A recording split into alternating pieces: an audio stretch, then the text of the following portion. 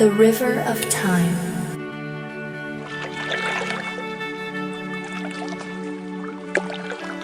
The morning mist had not yet fully dispersed, and the surface of the lake reflected a faintly glowing sky, its gentle ripples nudging the cloud's reflection ever so slightly. The air was fresh and carried a subtle dampness, the scent of water lingering in the breeze. The soft lapping of the lake against the shore created a quiet rhythm, accompanied by the occasional call of distant waterfowl gliding across the surface, leaving behind a series of delicate ripples.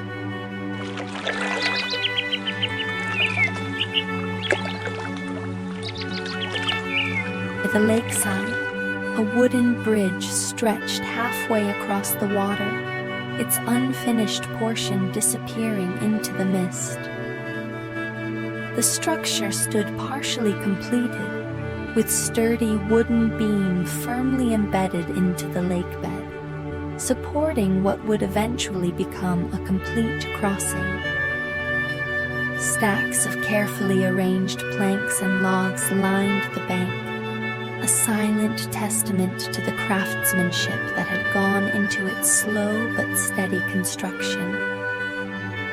A young traveler walked along the narrow lakeside path, his boots crunching softly against the gravel. His name was Ethan, a wanderer who had long been on the road, always pressing forward as if time itself forbade him from pausing. A well-worn travel bag rested against his back, its straps slightly loose from the weight of prolonged use. Dust clung to the edges of his cloak, evidence of the many miles he had already covered. His gaze swept across the tranquil lake, searching for something, perhaps a way across. He had expected to find a ferry, yet none was in sight. Instead, the only apparent means of crossing was the incomplete bridge before him. Near the bridge's edge, an elderly craftsman was at work. His beard and hair bore the silver traces of time, and his sleeves were rolled up to reveal weathered hands, their lines etched with years of labor. A sharp carving knife moved slowly but precisely across a wooden beam, shaping its surface with practiced ease. Each stroke of the blade peeled away delicate curls of wood, revealing the fine grains beneath.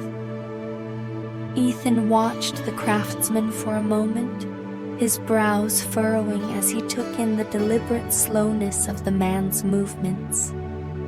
He stepped forward, glancing at the bridge, then back at the old man's careful hands.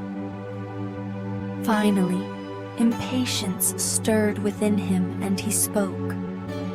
Why are you working so slowly? If you moved faster, this bridge would have been finished by now. The old craftsman did not pause in his work.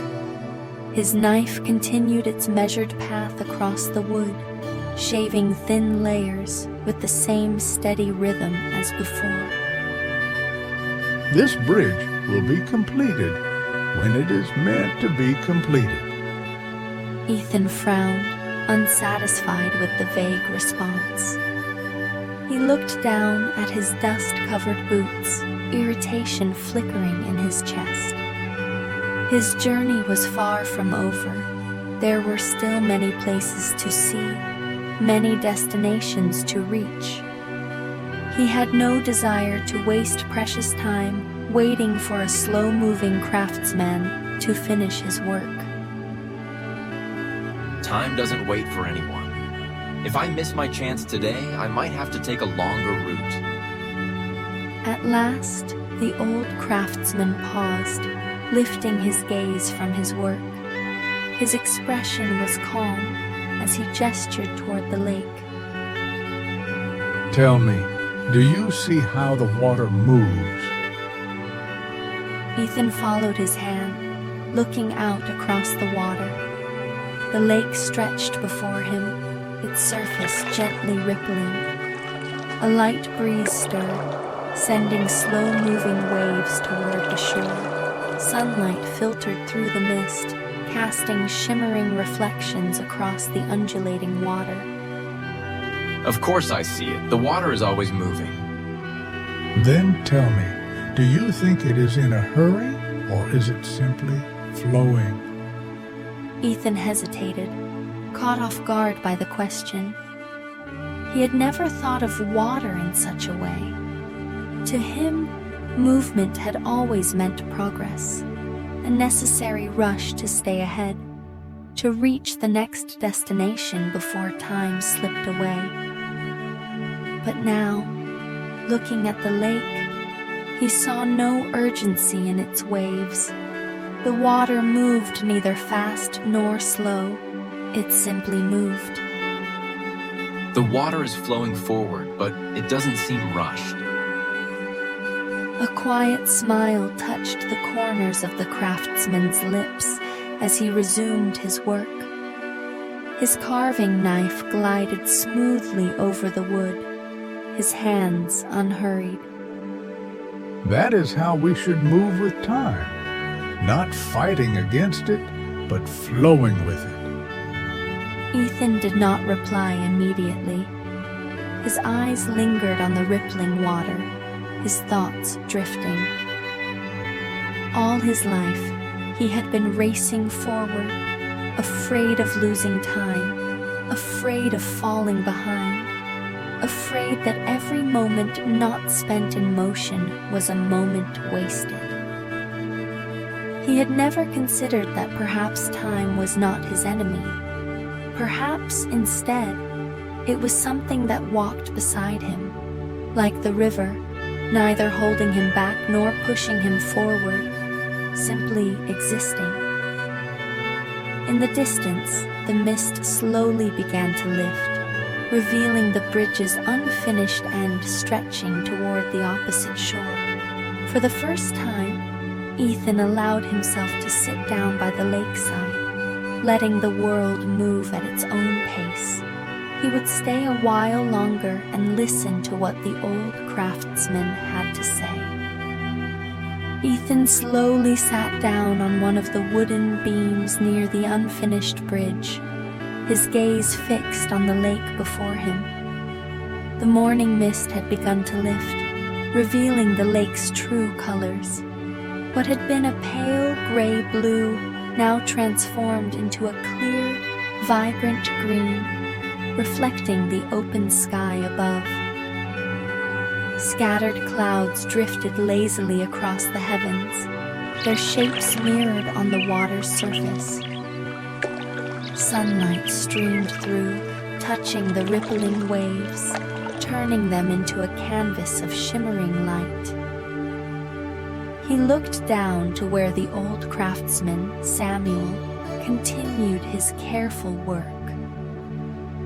The man had not once hurried, not once broken his steady rhythm. His carving knife moved smoothly over the wooden beam, stripping away fine layers with precise control. The sound of the blade against the wood was crisp yet calming, carrying the patience of someone who had spent a lifetime perfecting his craft. Ethan had always found comfort in movement, in constant forward motion. But there was something unsettling about this deliberate slowness. Unable to hold back his curiosity, he finally spoke.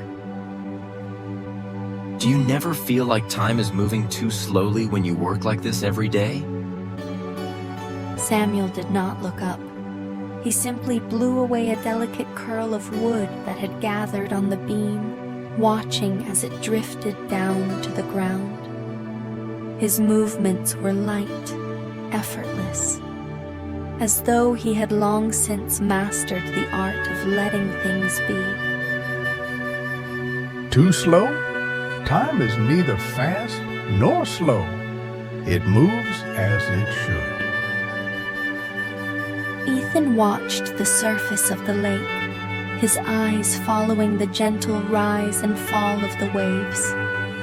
A single leaf detached from a tree above, floating down until it touched the water. The current caught it, lifting it gently, guiding it along a winding, unhurried path toward the distant shore. But that leaf will still reach the other side eventually, won't it? Samuel nodded, extending a finger toward the drifting leaf. He dipped his fingertip into the water just beneath it, creating a small ripple. The leaf wobbled for a moment, disturbed by the motion, but then righted itself and continued its course. It will, but it is not in a hurry to get there. Ethan sat in silence, watching as the leaf glided forward, unbothered by time or destination. He thought about his own journey, the way he had always kept his eyes on the road ahead, measuring his success by how quickly he could reach the next milestone. He had never questioned why he felt such urgency, never paused to wonder if there was another way. For a fleeting moment, he imagined himself as that leaf, floating through time, letting the currents carry him instead of constantly trying to swim against them. But if time isn't fast or slow, why do we sometimes feel like it rushes by, and other times, like it drags on forever? Samuel finally put down his carving knife and lifted his gaze toward the sky. Sunlight streamed through the canopy of trees, scattering golden beams across the ground. He exhaled softly, as though amused by the question. Because we try to hold on to it, and we fear it slipping away. Ethan narrowed his eyes, watching how the sunlight reflected off the water, shifting and changing with every movement of the waves. The light never stayed in one place, but it never disappeared either. So, you've never feared time passing? Samuel picked up a fresh piece of wood, studying its grain. He ran his fingers over its surface, feeling the lines, the imperfections, the natural marks that time had left upon it. When I was younger, I tried to race against time. I worried I wasn't learning fast enough, that I wasn't doing enough, that I would reach the end of my days and have nothing to show for it. He traced a line along the wood with his fingertip. But I learned eventually that what matters is not how time moves, but how we live within it. Ethan watched as the craftsman's fingers moved over the wood, as though he were reading the story of its past through touch alone. There was something about the way he handled it, gentle, unhurried, accepting of every knot and imperfection. For the first time, Ethan wondered if he had spent his life trying to outrun something that was never meant to be chased. The leaf on the water continued its slow journey across the lake, neither resisting nor rushing, carried effortlessly by the current. Ethan didn't speak again for a long time. He simply watched the lake, his thoughts drifting like the leaf before him. The mist had nearly vanished now, and across the water, the far shore had come into view.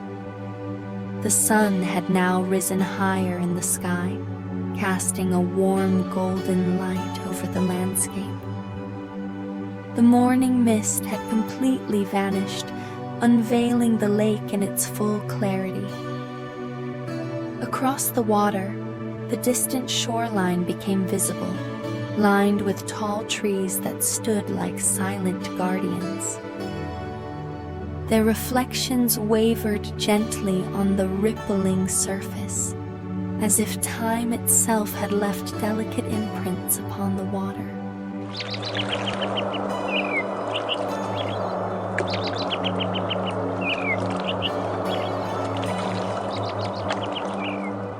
Ethan remained seated on the wooden beam by the unfinished bridge, his hands resting on his knees, his gaze fixed on the lake before him. His fingers absent-mindedly traced the grain of the wood beneath him, feeling the texture of its lines and ridges. This piece of timber had once been a living tree, standing tall in the forest, witnessing seasons pass. Now, it had been shaped into part of a bridge, playing its role in the slow, patient work of construction. Nearby, Samuel, the old craftsman, continued his carving, his hands steady, his strokes deliberate. The carving knife moved along the wood in a rhythmic, practiced motion, peeling away thin curls of shavings that fluttered to the ground. Though small and seemingly insignificant, each shaving was part of something greater, each cut bringing the bridge one step closer to completion. Ethan observed him for a long moment before finally asking, "When will this bridge be finished?" Samuel did not answer immediately. He set down his carving knife, brushing away the fine dust that had gathered on the wooden surface. Then, lifting his head slightly, he gazed out at the lake, as though listening to something beyond what could be seen. It will be finished when it is meant to be finished. Ethan frowned slightly. The response was simple, yet it carried a depth he couldn't quite grasp. He had always believed that everything must follow a schedule, a defined start and end point. The journey from one place to another had to be planned, measured, completed. But now, he found himself questioning that very notion. His eyes returned to the water. Sunlight danced across the ripples, turning them into strands of liquid gold. He thought about his own travels, the way he had always been rushing, fearing lost time, fearing missed opportunities. Yet, looking back, what he remembered most were not the moments he arrived at his destinations, but the fleeting, unexpected pauses, the conversations by a campfire, the stillness of dawn in a quiet valley, and now, this moment here, by an unfinished bridge, watching the water flow. If I spend my whole life in a hurry, will I end up missing the things that truly matter? Samuel's gaze settled on him, a knowing expression in his eyes. You're already beginning to find your answer. Ethan inhaled slowly, closing his eyes for a moment, letting the cool breeze brush against his skin. His mind drifted through memories of his journey, the way he had rushed through towns without truly seeing them, the way he had always been preoccupied with the next step, the next goal, never pausing to simply be. He suddenly realized that he had not been traveling. He had been racing against time itself. Then, how should we live with time? Samuel smiled gently and picked up a small shaving of wood that had just fallen from his carving. He held it between his fingers, turning it lightly, as though reading its story in the grain. Walk with it, neither resisting nor rushing. Ethan watched as the delicate piece of wood slipped from Samuel's fingers, carried away by the breeze. It twirled in the air before drifting downward, landing silently upon the water. The lake welcomed it, cradling it in gentle ripples, carrying it forward without haste or force. The lake continued to move. The reflections of the trees still swayed. Time had not stopped, nor had it pushed forward any faster. It simply existed, moving as it always had. Ethan let out a quiet breath, a small smile forming on his lips. For the first time in a long while, he felt no urgency to move, no pressing need to decide where to go next. He remained still, listening to the wind, watching the ripples on the lake, allowing time to exist around him without trying to control it. I think I'll stay a little longer, He said at last. Samuel did not respond with words. He simply picked up his carving knife again and resumed his work. His hands remained steady, his movements unhurried. To him, time was not something to chase, nor something to fear. It was a quiet companion, always present, always flowing. And as Ethan sat there, he realized that his journey had already begun to change. The lake lapped gently against the bridge's supports. In the distance, a bell tolled softly, its echoes drifting through the air, as if whispering a reminder. Time does not wait, nor does it rush. It simply moves forward, and all we must do is learn to move with it. The sun shone brightly, its light dancing upon the water's surface, whispering in its golden reflections. Time has never been our enemy. It is simply a river that walks beside us.